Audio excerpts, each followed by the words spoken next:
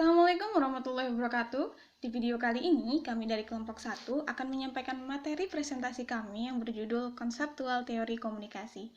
Kelompok 1 sendiri beranggotakan 4 orang, yakni Ayuba Siti Fatimah sebagai pemateri kedua, Abdul Ihsanuddin sebagai pemateri keempat, Muhammad Anis Mubarok sebagai pemateri ketiga, dan saya sendiri, Diahwiyat Ayuningsih, pemateri pertama. Baik, langsung saja kita masuk ke materi yang pertama. Sebelum kita masuk ke jenis-jenis teori komunikasi, kita analisa terlebih dahulu yuk apa sih pengertian daripada teori itu sendiri. Nah, salah satu ahli yaitu Maxwell E. McCombs dan juga Libby Becker pada tahun 1979 mengemukakan bahwa teori ialah a map. It is based on observation from the past, but it is geared toward the future. It helps to explain and it helps to predict. Yang mana artinya yaitu suatu peta. Teori diperoleh berdasarkan observasi-observasi di masa lalu, tetapi diarahkan ke masa depan. Teori membantu dalam menerangkan, teori juga membantu dalam meramalkan gejala. Nah, pengertian teori yang seperti diungkapkan oleh McCombs dan juga Libby Becker ini menunjukkan bahwa teori merupakan suatu hal yang kita dapatkan setelah melakukan pengobservasian atas sesuatu hal yang terjadi di masa lalu, yang mana hasil pengobservasian itu dapat membantu dalam menerawang gejala-gejala yang akan timbul di masa depan nanti. Kemudian kita masuk ke sifat, tujuan, dan juga fungsi teori. Menurut Abraham Kaplan pada tahun 1964, sifat dan tujuan teori bukan semata untuk menemukan fakta yang tersembunyi, tetapi juga suatu cara untuk melihat fakta, mengorganisasikan, serta merepresentasikan fakta tersebut. Nah, teori yang baik ialah teori yang sesuai dengan realitas kehidupan, serta teori yang konseptualisasi dan penjelasannya didukung oleh fakta dan juga dapat diterapkan dalam kehidupan nyata. Kemudian, menurut Littlejohn dan Voss pada tahun 2005, fungsi daripada teori sendiri ada 9, yaitu yang pertama, mengorganisasikan dan menyimpulkan tentang sesuatu hal. Yang kedua, yaitu memfokuskan. Yang ketiga, yaitu menjelaskan. Yang keempat, pengamatan. Yang kelima, membuat prediksi. Yang keenam, heuristik. Yang ketujuh, komunikasi. Yang kedelapan, itu kontrol. Dan yang kesembilan, yaitu generatif. Selanjutnya kita lanjut ke teori komunikasi yang pertama, yaitu komunikasi intrapersonal. Nah, apa sih komunikasi intrapersonal itu? Jadi, komunikasi intrapersonal yaitu komunikasi yang dilakukan oleh seorang individu dengan dirinya sendiri. Nah, menurut para ahli juga, seperti M. Lean pada tahun 2005, komunikasi intrapersonal adalah serangkaian bentuk komunikasi dengan diri sendiri. Dan itu mungkin termasuk berbicara sendiri, tindakan imajinasi dan visualisasi, dan bahkan ingatan dan ingatan. Judy Person dan Paul Nelson juga pada tahun 2019 mengartikan komunikasi intrapersonal yaitu sebagai proses menggunakan pesan untuk menghasilkan makna di dalam diri. Nah, pakar komunikasi seperti Leonard Shedlatsky juga pada tahun 1989 memeriksa bahwa komunikasi intrapersonal melalui 8 komponen dasar proses komunikasi yaitu sumber, penerima, pesan, saluran, umpan balik, lingkungan, konteks, dan intervensinya itu terjadi semua di dalam diri seorang individu.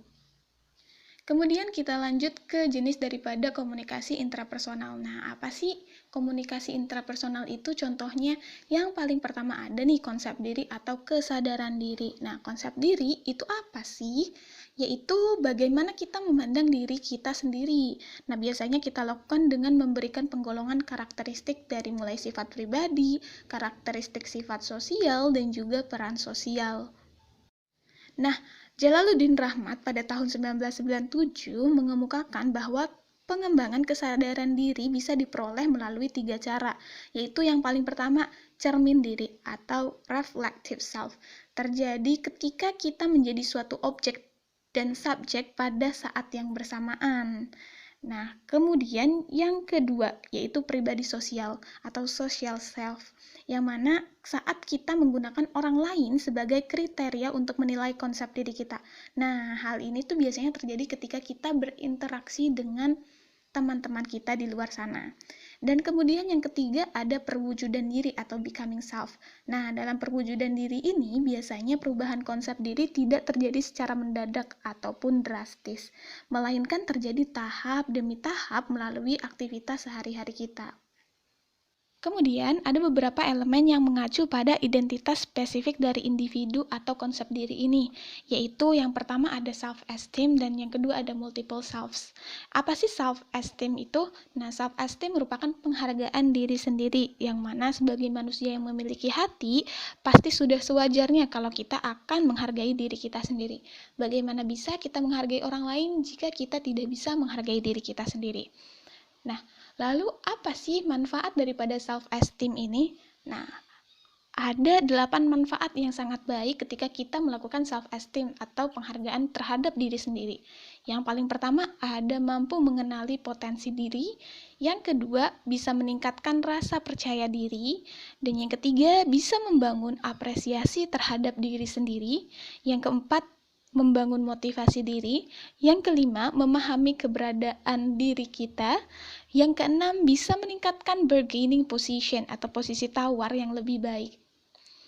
Dan yang terakhir yaitu sebagai alarm terhadap perlakuan baik atau buruk dari orang lain. Nah, itu dia yang dinamakan self-esteem atau penghargaan diri sendiri.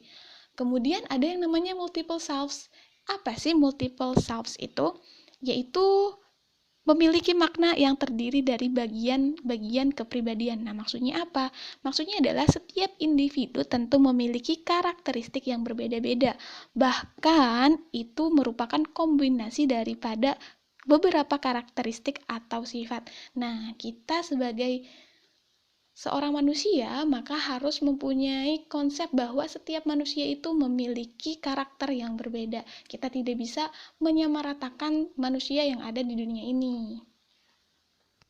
Kemudian kita masuk ke dalam ciri-ciri daripada komunikasi intrapersonal ini. Nah, ciri-ciri daripada komunikasi ini yaitu yang paling pertama dilakukan dengan diri sendiri, yaitu termasuk di dalamnya pemikiran, penilaian, kontemplasi, dan juga perasaan yang berhubungan dengan komunikasi batin seseorang. Nah, biasanya ini terjadi ketika kita sedang mengkritik atau mengintrospeksi diri kita sendiri. Kita melemparkan pertanyaan-pertanyaan yang mana pertanyaan itu akan dijawab oleh diri kita sendiri nantinya. Kemudian yang kedua yaitu dialog internal. Nah, dialog internal ini biasanya terjadi secara konstan di dalam pikiran setiap individu. Ya, ini merupakan proses analitis pribadi di mana seseorang sebagai pengirim dan juga penerima pesannya. Nah, dialog ini biasanya berdampak pada keyakinan manusia dan secara langsung pada keadaan dan juga sikap emosional seseorang. Lalu kemudian yang ketiga, ada mendengarkan dan juga menguasai suara internal. Nah, secara bertanggung jawab dan sadar, biasanya ketika kita sedang introspeksi diri kita atau bermuhasabah, kita itu ngobrol dengan diri kita sendiri. Nah, kita tuh mendengarkan dan juga menguasai suara internal yang ada di dalam otak kita. Yang selanjutnya yaitu terjadi melalui pikiran. Nah, komunikasi ini terjadi terutama melalui pikiran dan juga bisa melalui mimpi, refleksi, fantasi, bacaan, dan juga meditasi. Kemudian, yang terakhir nomor 5 nih, mengarah pada integritas dan juga identitas. Nah, maksudnya apa? Selain memperkuat tentang konsep diri tadi yang di awal atau kesadaran diri, nah komunikasi intrapersonal juga mengarah pada integritas dan identitas, yang mana dia bisa memperkuat harga diri, empati, kemandirian, emosional, kerendahan hati, keterampilan, dan juga nilai komunikasi, yang mana bisa mencapai stabilitas dengan dunia luar. Lalu kemudian setelah ada konsep diri atau kesadaran diri, ada juga yang namanya persepsi. Nah, persepsi ini apa sih? Nah, persepsi itu merupakan suatu aspek yang biasanya kita fokuskan keluar, yaitu bagaimana kita memandang orang lain dan dunia secara umum yang disaring oleh konsep diri kita. Nah, bergantung kepada keyakinan, nilai, dan juga sikap kita. Kita dapat memahami hal-hal yang berkaitan dengan kerangka kerja untuk menilai parameter, sehingga seseorang juga cenderung melihat diri kita dengan cara yang mungkin lebih baik daripada orang lain. Bagaimanapun juga, kita bisa menetapkan aturan untuk perilaku kita sendiri, jadi menilai diri sendiri adalah hal yang biasa. Kemudian kita masuk ke dalam ciri-ciri daripada komunikasi intrapersonal ini. Nah, ciri-ciri daripada komunikasi ini yaitu yang paling pertama dilakukan dengan diri sendiri, yaitu termasuk di dalamnya pemikiran, penilaian, kontemplasi, dan juga perasaan yang berhubungan dengan komunikasi batin seseorang. Nah, biasanya ini terjadi ketika kita sedang mengkritik atau mengintrospeksi diri kita sendiri. Kita melemparkan pertanyaan-pertanyaan yang mana pertanyaan itu akan dijawab oleh diri kita sendiri nantinya. Kemudian yang kedua yaitu dialog internal. Nah, dialog internal ini biasanya terjadi secara konstan di dalam pikiran setiap individu. Ya, ini merupakan proses analitis pribadi di mana seseorang sebagai pengirim dan juga penerima pesannya. Nah, dialog ini biasanya berdampak pada keyakinan manusia dan secara langsung pada keadaan dan juga sikap emosional seseorang. Lalu kemudian yang ketiga, ada mendengarkan dan juga menguasai suara internal. Nah, secara bertanggung jawab dan sadar, biasanya ketika kita sedang introspeksi diri kita atau bermuhasabah, kita itu ngobrol dengan diri kita sendiri. Nah, kita tuh mendengarkan dan juga menguasai suara internal yang ada di dalam otak kita. Yang selanjutnya yaitu terjadi melalui pikiran. Nah, komunikasi ini terjadi terutama melalui pikiran dan juga bisa melalui mimpi, refleksi, fantasi, bacaan, dan juga meditasi. Kemudian, yang terakhir nomor 5 nih, mengarah pada integritas dan juga identitas. Nah, maksudnya apa? Selain memperkuat tentang konsep diri tadi yang di awal atau kesadaran diri, nah komunikasi intrapersonal juga mengarah pada integritas dan identitas, yang mana dia bisa memperkuat harga diri, empati, kemandirian, emosional, kerendahan hati, keterampilan, dan juga nilai komunikasi, yang mana bisa mencapai stabilitas dengan dunia luar. Lalu apa sih tujuan daripada komunikasi intrapersonal ini? Komunikasi intrapersonal ini mempunyai tujuan dalam membantu menjelaskan apa yang dikenal sebagai konsep diri. Nah, pada dasarnya itu adalah suatu latihan batin yang mana meliputi kegiatan seperti yang pertama, self-talk atau berbicara dengan diri sendiri. Nah, self-talk ini dapat sangat bermanfaat bagi memori dan juga fungsi kognitif serta kesehatan mental dan juga fisik kita. Kemudian ada self-awareness atau kesadaran diri, yang mana memungkinkan orang untuk menyadari setiap karakter kepribadiannya masing-masing. Dengan melakukan introspeksi diri, maka orang akan menyadari kualitas yang dapat membantu membentuk kepribadiannya. Kemudian yang ketiga ada yang namanya self-confidence. Nah, dengan melakukan komunikasi intrapersonal, kita bisa juga membantu meningkatkan self-confidence kita. Nah, kesadaran diri yang membuat seseorang merasa aman dan juga meningkatkan kepercayaan dirinya.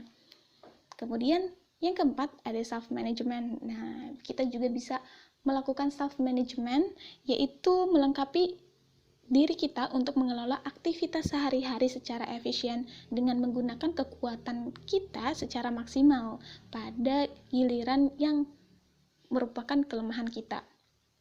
Dan yang terakhir yaitu self-motivation, yaitu pengetahuan mutlak tentang apa yang diinginkan seorang dari kehidupannya, yang juga akan memungkinkan orang tersebut mencapai tujuan dan sasaran tersebut sambil memotivasi diri sendiri. Terkadang ketika kita merasa insecure atau mungkin merasa sangat tidak percaya diri, butuh motivasi. Nah, diri kita sendiri adalah seorang motivator yang sangat hebat. Nah, makanya kita bisa mendapatkan self-motivation dari kita sendiri dengan melakukan komunikasi intrapersonal ini. Dan yang terakhir, ada manfaat daripada kita melakukan komunikasi intrapersonal. Nah, ada apa aja sih? Yang paling pertama, kita bisa memahami diri dan emosi kita sendiri. Nah, dengan menyadari keadaan emosi kita sendiri, kita dapat mempertimbangkan apa sih pengaruh terhadap komunikasi intrapersonal kita pada langkah selanjutnya. Juga dalam sikap komunikasi intrapersonal yang kita lakukan. Kemudian, yang kedua, ada keterampilan analitis yang baik. Nah, dengan memvisualisasikan dan melihat masalah dalam berbagai arah dan juga dalam komunikasi intrapersonal kita, maka kita dapat lebih mudah nih memahami informasi tambahan apa yang diperlukan dan bagaimana, serta mengapa itu penting dalam konteksnya. Lalu yang terakhir ada peningkatan keterampilan dalam pengambilan keputusan.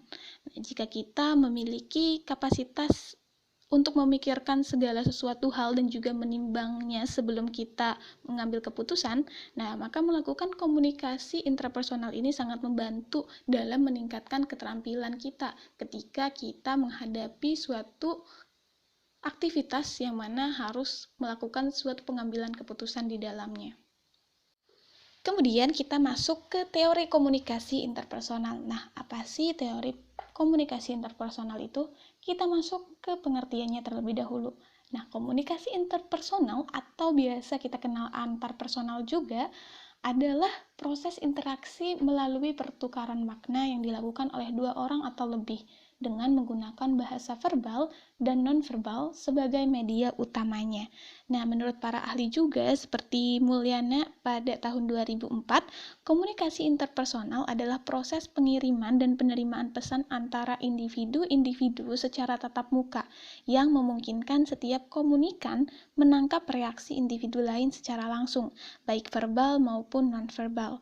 Dan seperti dikemukakan oleh DeVito pada tahun 2015, menyatakan bahwa komunikasi interpersonal juga didefinisikan proses pengiriman dan penerimaan pesan antara dua orang atau di antara sekelompok kecil orang-orang dengan beberapa efek dan beberapa umpan balik seketika. Kemudian kita masuk ke proses komunikasi interpersonal. Nah, Cangara pada tahun 2013 menyatakan bahwa ada 7 proses komunikasi interpersonal ini, yaitu yang paling pertama adalah sumber. Nah, apa sih itu sumber? Sumber ialah pihak yang menyampaikan atau mengirim pesan kepada seorang penerima. Nah, biasanya kita mengenal dengan istilah komunikator ataupun pengirim. Kemudian yang kedua ada pesan. Pesan ialah pernyataan yang disampaikan pengirim kepada penerima. Nah, biasanya pesan ini bisa berupa verbal ataupun non-verbal. Dalam bahasa Inggris sendiri, pesan biasanya diartikan dengan kata message, content, ataupun information. Lalu kemudian ada yang ketiga ialah saluran. Saluran atau media ialah alat yang digunakan untuk memindahkan pesan dari sumber kepada penerima. Nah, biasanya media yang biasa kita gunakan bisa berupa media massa seperti surat kabar, radio, film, televisi, atau yang lain. Bisa juga seperti kelompok pendengar dan juga pemirsa kayak kelompok arisan, kelompok pengajian. Nah, itu juga bisa disebut sebagai saluran atau media komunikasi.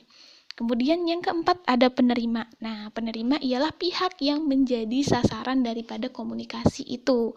Penerima yang dikirim dari sumber kepada penerima.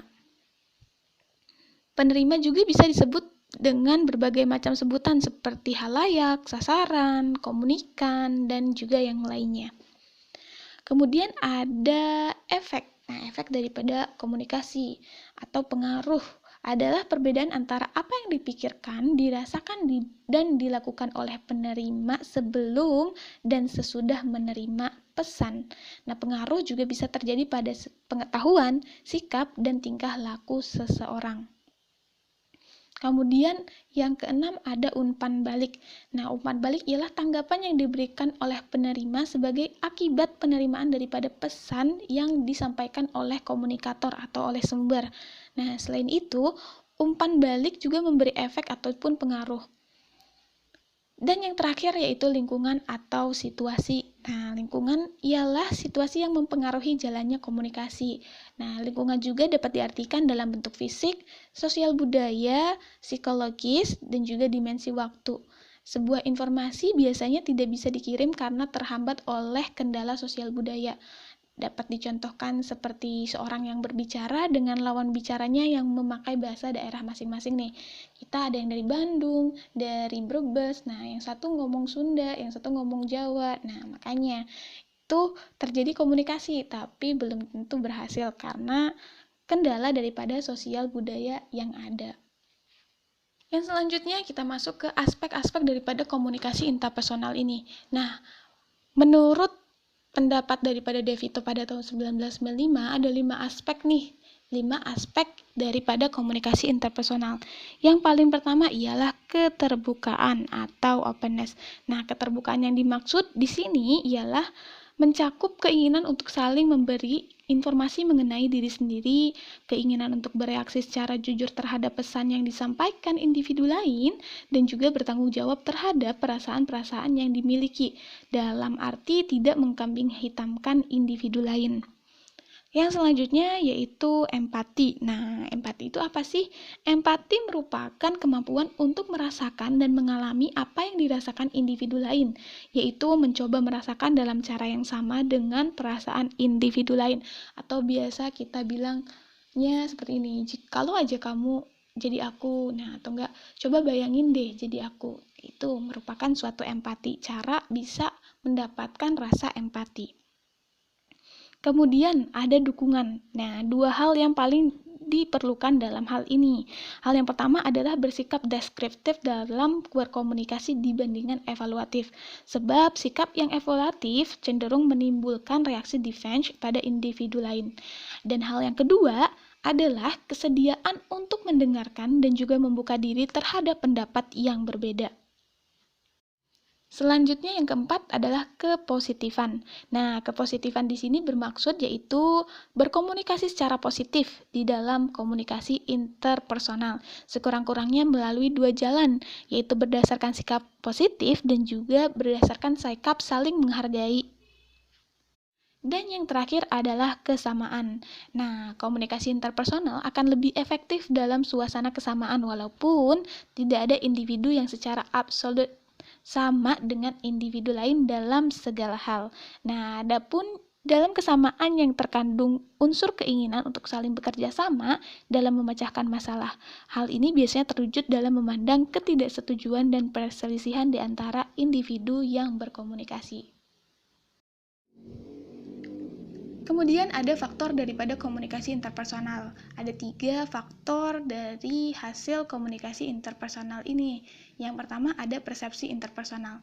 Nah, persepsi interpersonal ini merupakan peristiwa yang diperoleh dengan menyimpulkan informasi. Nah, dari beberapa pengalaman tentang suatu peristiwa ataupun hubungan. Kemudian selanjutnya ada konsep diri, yaitu suatu pandangan individu terhadap dirinya sendiri. Nah, menurut Brooks pada tahun 2012 berpendapat bahwa konsep diri ini merupakan suatu pandangan dan perasaan individu terhadap dirinya sendiri. Kemudian yang ketiga ada atraksi interpersonal. Nah, menurut Berland pada tahun 2009, atraksi interpersonal diperoleh dengan mengetahui siapa yang tertarik kepada siapa atau siapa yang menghindari siapa. Maka individu dapat meramalkan arus komunikasi interpersonal yang akan terjadi. Atau biasa kita bilang sebagai arus komunikasi antar individu. Jadi atraksi interpersonal ialah arus komunikasi yang terjadi antar individu yang sedang berkomunikasi. Dan yang terakhir, atau poin yang kelima ialah hambatan-hambatan yang biasa terjadi ketika kita melakukan komunikasi interpersonal. Ada 7 hambatan yang terjadi. Nah, ini berdasarkan dengan ciri-ciri avoidan menurut Cangara pada tahun 2013. Hambatan yang pertama ialah hambatan teknis. Nah, biasanya hambatan teknis terjadi jika salah satu alat yang digunakan dalam berkomunikasi mengalami gangguan, sehingga informasi yang ditransmisi mengalami kerusakan atau informasi yang disampaikan itu mengalami kerusakan. Seperti terjadi ketika kita sedang bertelepon ataupun video call, ketika salah satu individu mengalami kendala sinyal, maka pesan yang disampaikan biasanya tidak akan sampai secara utuh. Kemudian ada hambatan semantik, yaitu hambatan komunikasi yang biasanya disebabkan karena kesalahan pada bahasa yang digunakan atau biasa kita sebut sebagai miscommunication ataupun nanti menimbulkan misunderstanding. Nah, kemudian yang ketiga ada hambatan psikologis. Nah, hambatan psikologis ini terjadi karena adanya gangguan yang disebabkan oleh adanya persoalan-persoalan yang terjadi dalam diri seorang individu. Misalnya seperti rasa curiga seorang penerima kepada si komunikator atau si pengirim. Kemudian yang keempat ada hambatan fisik. Nah, dalam komunikasi interpersonal juga, hambatan fisik bisa juga diartikan karena adanya gangguan organik, yakni tidak berfungsinya salah satu panca indera pada seorang penerima. Kemudian ada yang kelima, hambatan status. Nah, hambatan status ialah hambatan yang disebabkan karena jarak sosial di antara peserta komunikasi dengan si komunikator. Misalnya saja seperti perbedaan status antara senior dan juga junior, atau atasan dan juga bawahan.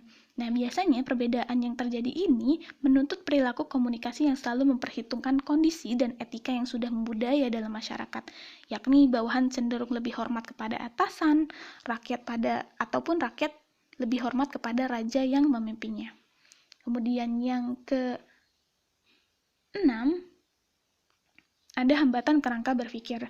Nah, hambatan kerangka berpikir ialah hambatan yang disebabkan adanya perbedaan persepsi antara komunikator dan halayak terhadap pesan yang digunakan dalam komunikasi. Ini biasanya disebabkan karena latar belakang pengalaman dan juga pendidikan yang berbeda. Dan yang terakhir ada hambatan budaya. Hambatan budaya ialah hambatan yang terjadi disebabkan karena adanya perbedaan norma, kebiasaan, dan juga nilai-nilai yang dianut oleh pihak-pihak yang terlibat dalam komunikasi interpersonal ini. C. Komunikasi kelompok adalah komunikasi yang berlangsung antara beberapa orang dalam suatu kelompok kecil seperti dalam rapat, pertemuan, konferensi, dan sebagainya. Kelompok adalah sekumpulan orang yang mempunyai tujuan bersama yang berinteraksi satu sama lain untuk mencapai suatu tujuan bersama dan mengenal satu sama lainnya. Telah banyak klarifikasi kelompok yang dilahirkan oleh para ilmuwan sosiologi, namun dalam kesempatan ini kita sampaikan hanya tiga klasifikasi kelompok. Yang pertama, kelompok primer dan kelompok sekunder. Charles Horton Corley pada tahun 1909 mengatakan bahwa kelompok primer adalah suatu kelompok yang anggota-anggotanya berhubungan akrab, personal, dan menyentuh hati dalam asosiasi dan kerjasama.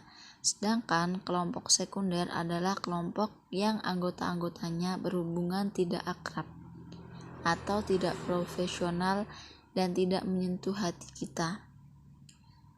Jalaluddin Rahmat membedakan kelompok ini berdasarkan karakteristik komunikasinya. Yang pertama yaitu kualitas komunikasi pada kelompok primer bersifat dalam dan meluas.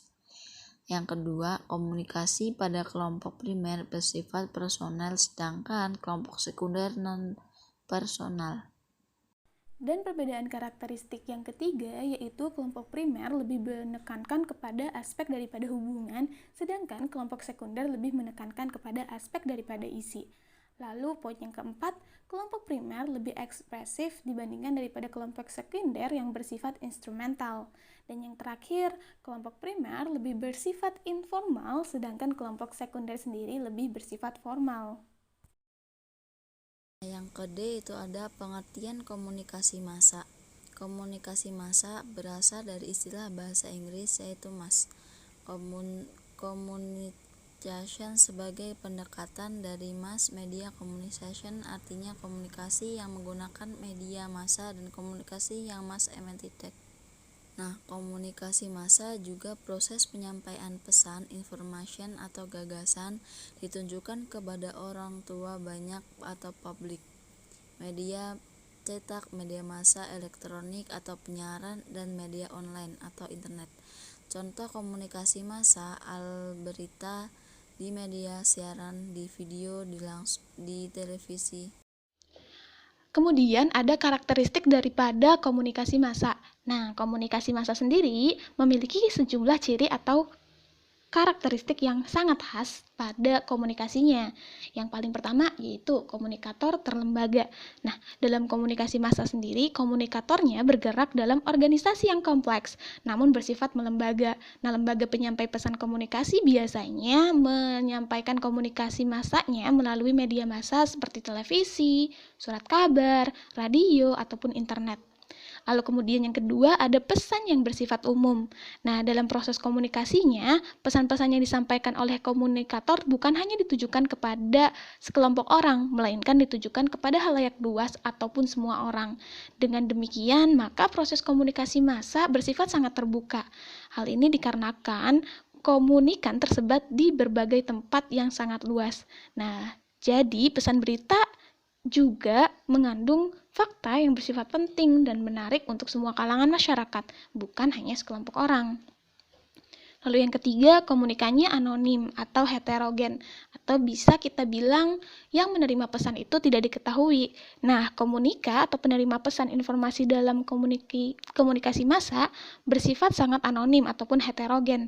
Nah, hal ini dikarenakan komunikasi massa menyampaikan pesan secara umum pada seluruh masyarakat yang tidak saling mengenal antara satu sama lainnya, tanpa membedakan suku, ras, agama, serta memiliki beragam karakter psikologi, usia, jenis kelamin, tempat tinggal, adat budaya, maupun strata sosial yang berbeda-beda. Media massa bersifat keserempakan. Nah, menurut Effendi pada tahun 1981 dalam Elvinaro pada tahun 2007, keserampakan media massa itu sebagai keserampakan kontak dengan jumlah besar penduduk dalam jarak yang jauh dari komunikator, dan penduduk tersebut satu sama lainnya berada dalam keadaan terpisah. Kemudian yang nomor 5, yaitu pesan yang disampaikan bersifat satu arah. Artinya komunikasi yang terjadi antara komunikator dan komunikan secara langsung, tapi komunikator dan komunikan tidak saling bertemu dan komunikan tidak dapat merespon secara langsung. Di sini komunikator yang mengendalikan komunikasinya. Lalu yang terakhir atau poin yang keenam yaitu umpan balik tertunda. Nah, dikarenakan antara komunikator dengan komunikan yang tidak bertatap muka secara langsung, maka komunikator tidak dapat segera mengetahui reaksi halayak terhadap pesan yang telah disampaikannya. Kemudian kita masuk ke bagian yang C, yaitu jenis daripada komunikasi massa. Nah, sebenarnya kita udah sering dapetin nih contoh-contoh atau jenis-jenis daripada komunikasi massa itu. Yang paling pertama ada iklan. Nah, iklannya baik bisa berupa di televisi ataupun beberapa iklan yang ada di YouTube. Nah, kemudian yang kedua yaitu jurnalisme. Lalu yang ketiga ada humas, dan yang keempat media sosial. Nah, hal yang paling dekat dengan kita dan sering kita lakukan. Lalu yang terakhir yaitu ada elemen daripada komunikasi massa. Nah, ada apa aja sih? Yang paling pertama ada komunikator pastinya. Nah, komunikator bertugas sebagai seorang yang menyampaikan pesan, yang biasanya dia menyampaikan pesan dipengaruhi oleh budaya, persaingan, kompleksitas, dan juga biaya. Nah, kemudian yang kedua yaitu pesan. Biasanya pesan ini yaitu hal yang disampaikan daripada komunikator kepada komunikan. Biasanya terdiri daripada kode yang berupa kata-kata tertulis atau mungkin kata-kata terucap, serta bisa juga berupa konten atau isi program acara, berita, ataupun informasi media. Kemudian yang ketiga ada komunikan atau halayak. Nah, karakteristiknya biasanya berjumlah besar dan banyak, heterogen, anonim, dan juga terpisah secara fisik. Lalu kemudian yang keempat ada media. Nah, media yang bisa kita gunakan sebagai saluran komunikasi massa ini bisa berupa buku, surat kabar, majalah, radio, televisi, rekaman, dan juga komputer. Kemudian yang kelima ada gatekeeper. Nah, demi pers yang bertanggung jawab, fungsinya berwenang menghilangkan pesan, meningkatkan jumlah dan juga pentingnya sebuah pesan, mengurangi jumlah dan juga pentingnya pesan yang disampaikan. Kemudian yang keenam ada regulator. Nah, regulator ini berfungsi untuk mengatur dan juga mengontrol media yang keberadaannya di luar media, seperti pemerintah yang menyensor, pemasang iklan yang kecewa, dan halayak yang resah. Lalu kemudian yang ketujuh ada feedback. Nah, feedback ini bisa jenisnya berupa representative feedback, kumulatif feedback, kuantitatif feedback, institutionalized feedback, indirect feedback, atau delayed feedback. Dan juga yang terakhir ada filter. Nah, filter ini bisa berupa filter fisik, non-fisik, dan juga budaya yang ada. Oke, saya Abdul Ihsanuddin akan menjelaskan mengenai tentang pengertian komunikasi organisasi. Menurut Everett, komunikasi organisasi merupakan suatu sistem yang mapan dari mereka yang bekerja sama untuk mencapai tujuan bersama melalui jenjang kesepakatan dan pembagian tugas.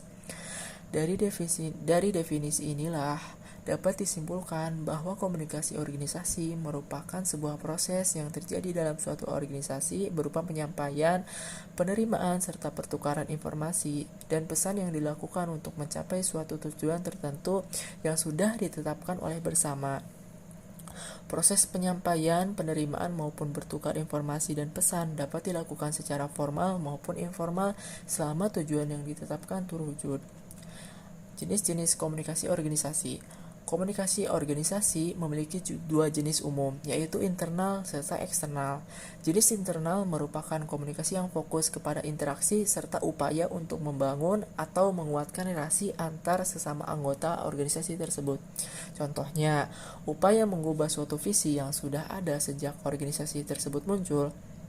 Perubahan visi ini harus dilakukan dengan menyatukan pendapat setiap anggota melalui diskusi serta komunikasi antar anggota serta pimpinan organisasi yang baik, serius serta intens. Jenis kedua yaitu komunikasi organisasi eksternal. Jenis eksternal ini berarti komunikasi yang dibangun fokus kepada pihak di luar organisasi atau kelompok tersebut. Jenis komunikasi eksternal ini biasanya digunakan jika organisasi tersebut ingin mencari sponsor maupun iklan, sehingga membutuhkan pihak dari luar organisasi untuk membantu. Manfaat komunikasi organisasi. Manfaat yang pertama, dengan mengetahui teori komunikasi organisasi, maka sebagai seorang individu yang hidup dalam lingkungan atau kelompok, dapat memahami posisi kita dalam organisasi atau kelompok tersebut. Manfaat kedua, pemahaman mengenai komunikasi organisasi dapat memperkuat hubungan antar anggota dan pimpinan organisasi, sehingga umur organisasi dapat bertahan lebih lama dan akan tumbuh rasa ingin menjaga serta merawat organisasi tersebut. Manfaat ketiga adalah mempermudah tercapainya tujuan organisasi. Hal ini dikarenakan terbentuknya komunikasi yang baik, sehingga antar anggota dan setiap pimpinan unit memahami perbedaan pendapat yang hadir dalam setiap diskusi pada anggota tersebut. Manfaat keempat yaitu mengetahui teori komunikasi organisasi dapat membuat seorang individu menyesuaikan diri serta menempatkan diri dengan baik dalam organisasi atau kelompok tersebut. Manfaat kelima adalah mengetahui tugas orang pemimpin dan anggota dalam suatu organisasi. Pemahaman mengenai teori komunikasi organisasi dapat membuat kita sadar akan tugas-tugas sebagai seorang pemimpin maupun anggota dalam sebuah organisasi. Kesadaran inilah yang dapat meningkatkan kerja maupun efektivitas organisasi untuk mencapai tujuan yang telah ditetapkan oleh bersama. Fungsi komunikasi organisasi. Selain manfaat komunikasi organisasi, pembaca perlu mengetahui fungsi-fungsi komunikasi organisasi yang dapat diperoleh apabila memahami setiap konsep serta teorinya. Fungsi komunikasi organisasi menurut Senjaja adalah sebagai berikut. Yang pertama, fungsi informatif.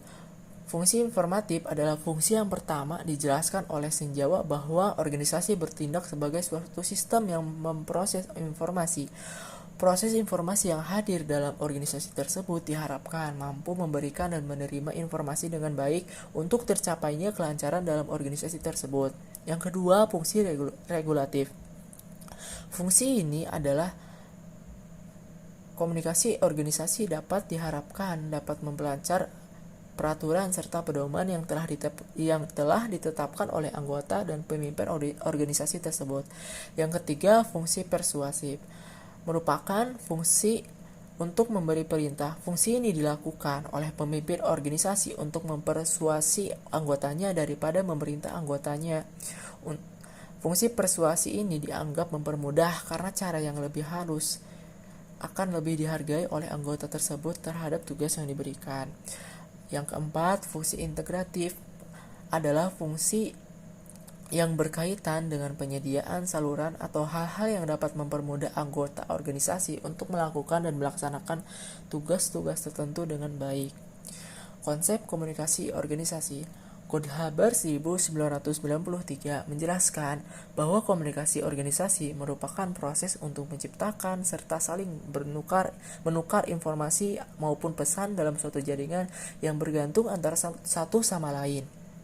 Godhaber menjelaskan pula bahwa komunikasi organisasi memiliki tujuan mengatasi lingkungan yang tidak pasti atau selalu berubah-ubah. Ia mengemukakan konsep organisasi menjadi 7 konsep yang dijelaskan sebagai berikut. Yang pertama, proses. Konsep proses merupakan sistem yang dibutuhkan untuk menciptakan dan saling menukar pesan antar anggota. Hal ini dikarenakan organisasi merupakan sebuah sistem yang terbuka serta dinamis. Konsep ini terjadi secara terus-menerus hingga mencapai tujuan dan menciptakan tujuan baru yang dirumuskan oleh organisasi tersebut. Oleh karena itu, konsep ini disebut sebagai konsep proses atau terjadi secara terus-menerus. Yang kedua, pesan. Sesuai dengan penjelasan sebelumnya, komunikasi organisasi adalah proses bertukar dan menerima pesan. Oleh karena itu, pesan adalah yang penting dalam organisasi. Individu yang hadir dalam organisasi tersebut haruslah memperhatikan bagaimana cara mengirimkan, menerima pesan sehingga pesan atau informasi tersebut dapat diterima dengan baik oleh orang lain, sehingga tidak akan menyebabkan kesalahpahaman antar individu. Yang ketiga, jaringan. Konsep ketiga merupakan gambaran besar dari organisasi. Organisasi merupakan jaringan yang di dalamnya ada individu yang membentuk jaringan-jaringan tersebut, baik di dalam maupun di luar organisasi. Oleh karena itu, setiap jaringan atau individu yang menduduki jabatan tertentu akan menjalankan tugas serta melaksanakan fungsi jabatannya masing-masing dalam organisasi. Oke, saya Abdul Sanudin akan menjelaskan mengenai komunikasi antar budaya.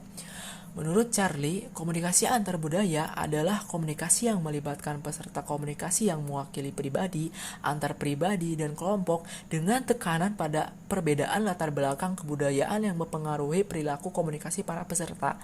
Jadi, komunikasi antar budaya adalah terjalinnya interaksi antara dua orang atau lebih dengan latar belakang dan kebudayaan yang berbeda antar satu dengan yang lainnya. Interaksi komunikasi antar budaya yang terjalin, di dalamnya terjadi suatu proses negosiasi atau pertukaran sistem simbolik antar komunikator dengan komunikan. Faktor komunikasi antar budaya. Menurut Guris, Kun, dan Kim, mereka berpendapat mengenai adanya 4 faktor. 4 faktor itu merupakan yang berpengaruh pada komunikasi saat komunikator dan komunikan melakukan penyajian pesan dan penyajian balik pesan. Di antaranya sebagai berikut. Yang pertama, faktor budaya. Faktor budaya yang di dalamnya ialah tentang faktor yang menjelaskan mengenai perbedaan dan kemiripan agama atau kepercayaan mengenai sikap dan budaya serta bahasa. Yang kedua, faktor sosio-budaya. Terlihatnya pengaruh dari sosiokultur saat terjadinya proses penataan sosial. Pengaruh sosiokultur akan tampak pada proses penataan sosial, yang dalam hal ini penataan sosial tersebut berkembang dengan adanya interaksi dengan orang lain pada saat pola-pola perilaku berjalan secara konsisten dengan berjalannya waktu. Yang ketiga, faktor psikobudaya. Dimensi psikokultur mencakup proses penataan pribadi. Penataan pribadi adalah proses yang memberi stabilitas pada proses psikologis. Faktor-faktor dalam psikobudaya dalam hal ini adalah munculnya stereotip dan sikap diri terhadap kelompok lain. Yang keempat, faktor lingkungan. Proses dalam penyajian pesan dan penyajian balik pesan dipengaruhi oleh faktor lingkungan. Lingkungan diantaranya mencakup tentang lingkungan fisik, lingkungan lokasi geografis, lingkungan iklim, serta persepsi suatu lingkungan yang muncul dari diri sendiri. Unsur-unsur proses komunikasi antar budaya. Yang pertama, komunikator. Komunikator dalam komunikasi antar budaya adalah pihak yang posisinya sebagai orang yang memprakarsai komunikasi. Dalam hal ini, komunikator ialah orang yang mengawali pengiriman pesan kepada pihak yang dituju. Komunikan. Yang kedua, komunikan. Dalam komunikasi antar budaya, komunikan adalah pihak yang posisinya sebagai seseorang yang menerima pesan tertentu. Dalam hal ini, komunikan ialah yang menjadi sasaran atau tujuan komunikasi dari pihak lain. Yang ketiga, pesan atau simbol. Pesan atau simbol yang digunakan saat proses komunikasi antar budaya berisi tentang pikiran, perasaan, gagasan, atau ide dalam bentuk simbol yang dikirimkan oleh komunikator kepada komunikan. Yang keempat, media. Media merupakan saluran Media merupakan saluran atau tempat yang dilalui oleh pesan atau simbol yang dikirim melalui media tertulis maupun media massa. Yang kelima, efek atau umpan balik. Seseorang yang mengkomunikasikan sebuah pesan sejatinya berharap supaya tujuan dan fungsi komunikasinya dapat tercapai. Yang keenam, suasana, setting and context. Suasana merupakan faktor penting dalam komunikasi antar budaya yang biasa disebut dengan setting of communication, yang berarti waktu, tempat, dan suasana di saat berlangsungnya proses komunikasi antar budaya. Yang ketujuh, gangguan, noise atau interference. Dalam komunikasi antar budaya, gangguan adalah segala sesuatu yang keberadaannya menjadi penghambat. Pola komunikasi. Yang pertama, pola komunikasi primer. Pola komunikasi primer adalah proses pengiriman pesan atau informasi dengan menggunakan media penyimpanan pesan berupa simbol atau lambang yang disampaikan komunikator kepada komunikan. Yang kedua, pola komunikator sekunder. Dalam konsep pola komunikasi secara sekunder, setelah memakai lambang pada media pertama, maka menggunakan sarana atau instrumen sebagai media kedua dalam penyampaian pesan atau komunikasi dari komunikator kepada komunikan. Yang ketiga, pola komunikasi linear. Pola komunikasi linear bermakna menuju secara lurus dari satu titik ke titik lainnya. Yang keempat, pola komunikasi sirkular. Pola komunikasi sirkular adalah proses komunikasi yang dalam pelaksanaannya terjadi umpan balik atau feedback. Hambatan komunikasi antar budaya. Yang pertama adalah mengabaikan perbedaan antar individu dan kelompok dalam kultural yang berbeda. Yang kedua, mengabaikan perbedaan antara kelompok kultural yang berbeda. Yang ketiga, mengabaikan perbedaan dalam makna. Yang keempat, melanggar adat kebiasaan kultural. Yang kelima, menilai perbedaan secara negatif. Sekian dari saya, terima kasih. Oke, saya di sini akan menjelaskan tentang pengertian komunikasi politik. Komunikasi politik adalah komunikasi yang melibatkan pesan-pesan politik dan aktor-aktor politik atau berkaitan dengan kekuasaan, pemerintahan, dan kebijakan pemerintah. Dengan pengertian ini, sebagai sebuah ilmu terapan, komunikasi politik bukanlah hal yang baru di kalangan Indonesia, di kalangan dunia. Komunikasi politik juga bisa dipahami sebagai komunikasi antar yang memerintah dan yang diperintah, seperti presiden memerintah rakyatnya dan rakyat yang diperintah. Komunikasi politik juga terdiri dari berbagai unsur, antara lain komunikator politik. Komunikator politik ini adalah mereka yang dapat memberi informasi tentang hal-hal yang mengandung makna mengenai politik. Misalnya presiden, menteri, anggota DPR, politisi, bahkan kepala desa.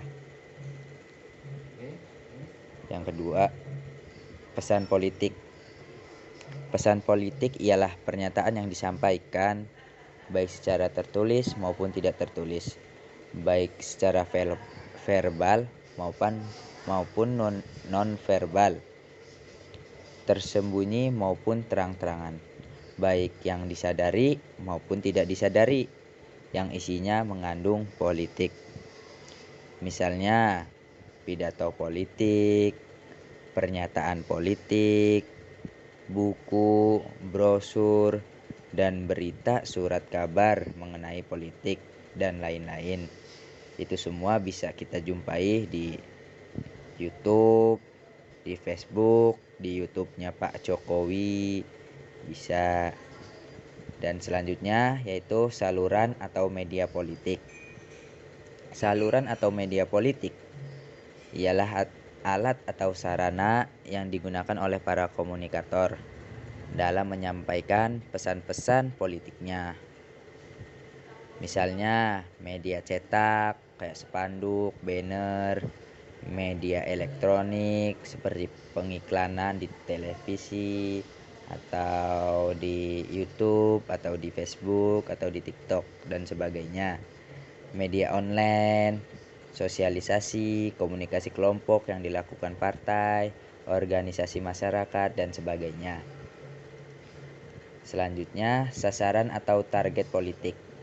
Sasaran adalah anggota masyarakat yang diharapkan dapat memberikan dukungan dalam bentuk pemberian suara kepada partai atau kandidat dalam pemilihan umum, seperti pemilu, atau mereka adalah pengusaha, mereka pegawai negeri, mereka buruh, mereka pemuda, mereka perempuan, mereka mahasiswa, dan semacamnya.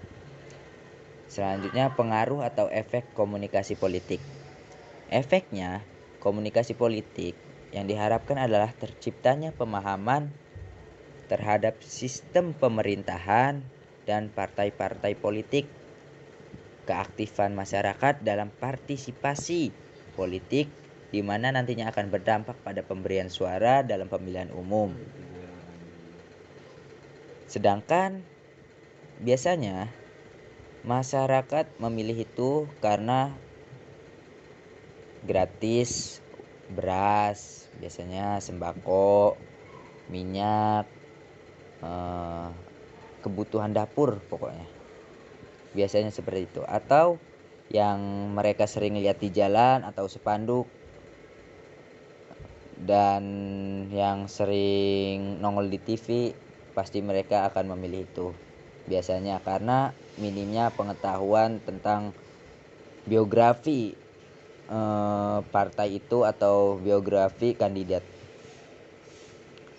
Nah, selanjutnya pendekatan komunikasi politik itu ada macamnya. Pendekatan proses, pendekatan agenda setting. Nah, pendekatan proses ini apa sih? Nah, menurut pendekatan ini, bahwa keseluruhan yang ada di dunia ini merupakan hasil suatu proses. Jadi tidak ada yang namanya hidup ini tanpa proses atau apalah sebagainya. Jadi di dunia ini kita butuh proses. Kita dari bayi, remaja, dewasa, tua, seperti itu. Nah, pendekatan agenda setting apa sih? Pendekatan ini dikembangkan oleh Maxwell C. McCombs, seorang profesor peneliti surat kabar, sebagai direktur Pusat Penelitian Komunikasi Universitas Syracuse, USA, dan Donald L. Shaw, seorang profesor jurnalistik dari Universitas North Carolina.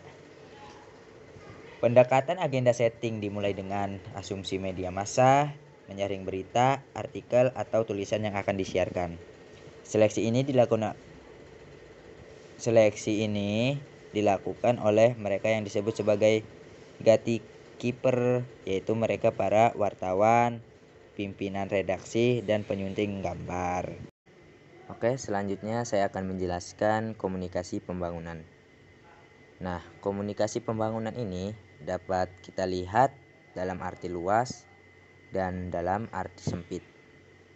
Dalam arti luasnya, komunikasi pembangunan meliputi peran dan fungsi komunikasi sebagai aktivitas pertukaran pesan secara timbal balik di antara semua pihak yang terlibat dalam usaha pembangunan, terutama antara pemerintah dengan masyarakat.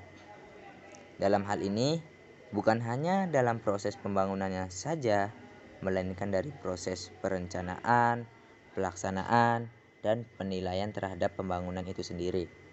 Sedangkan dalam arti sempitnya, komunikasi pembangunan merupakan segala upaya dan cara serta teknik penyampaian gagasan dan keterampilan pembangunan yang berasal dari pihak yang memprakarsai pembangunan kepada masyarakat luas. Dalam arti sempit, komunikasi pembangunan bertujuan agar masyarakat yang dituju dapat memahami, menerima, dan berpartisipasi dalam melaksanakan pembangunan. Nah, menurut Onong Ujjana Effendi, komunikasi pembangunan adalah proses penyebaran pesan oleh seseorang atau sekelompok orang kepada khalayak guna mengubah sikap, pendapat, dan perilakunya guna meningkatkan kemajuan lahiriah dan kepuasan batiniah. Dalam keselarasannya dirasa secara merata oleh seluruh rakyat. Nah, keberhasilan pembangunan ini berawal dari adanya komunikasi dalam pembangunan. Jadi, komunikasi pembangunan itu sangatlah penting, mempunyai dan memiliki peran dalam pelaksanaan pembangunan. Hedebro mengidentifikasi 3 aspek komunikasi dan pembangunan yang berkaitan dengan tingkat analisanya, yaitu yang pertama, pendekatan yang berfokus pada pembangunan suatu bangsa dan bagaimana media massa dapat menyumbang dalam upaya tersebut. Contohnya kayak donasi, kayak di TikTok kan banyak yang donasi itu, tapi itu kan untuk pribadi. Jadi kita bisa mengadakan suatu komunikasi pembangunan seperti pembangunan pondok tapi menggunakan kode QR gitu. Jadi itu juga sebagai komunikasi pembangunan. Di sini politik dan fungsi-fungsi media massa dalam pengertian yang umum merupakan objek studi sekaligus masalah-masalah yang menyangkut struktur organisasional dan pemilikan serta kontrol terhadap media. Yang kedua, pendekatan yang juga dimaksudkan untuk memahami peran media massa dalam pembangunan nasional, namun lebih jauh spesifiknya. Yang ketiga, pendekatan yang berorientasi kepada perubahan yang terjadi pada suatu komunitas lokal ataupun desa. Studi jenis ini mendalami bagaimana aktivitas komunikasi dapat dipakai untuk mempromosikan penerimaan yang luas akan ide-ide dan produk baru. Nah, dalam pembangunan, komunikasi berperan penting. Tidak hanya menginformasikan pembangunan saja, melainkan komunikasi memiliki 12 peranan dalam pembangunan seperti halnya yang disampaikan Hedebro tahun 1979. Mulai dari komunikasi dapat membentuk iklim perubahan, komunikasi dapat mengajarkan keterampilan, hingga komunikasi dapat mempermudah perencanaan dan implementasi program-program pembangunan. Jadi sangat penting komunikasi pembangunan untuk suatu usaha mencerdaskan bangsa dan membangun infrastruktur dan budi pekerti. Jadi tidak hanya membangun lahiriahnya saja, tapi batiniahnya juga. Jadi kekeluargaan terbangun, saling silaturahmi, itu sebagai komunikasi pembangunan. Jadi pembangunan ruhani. Sekian penyampaian materi presentasi dari kami kelompok 1. Kurang lebihnya mohon maaf. Billahi taufik wal hidayah. Wassalamualaikum warahmatullahi wabarakatuh.